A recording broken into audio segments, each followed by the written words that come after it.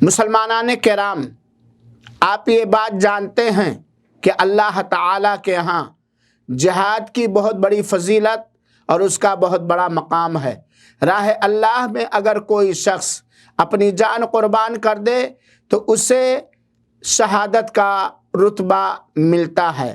اللہ کی راہ میں جہاد کی فضیلت کے بارے میں اللہ کے رسول اکرم صلی اللہ علیہ وسلم نے فرمایا، اللہ کی راہ میں آدمی کا پہلی صف میں کھڑا ہونا اللہ تعالیٰ کے نزدیک ایک آدمی کی 60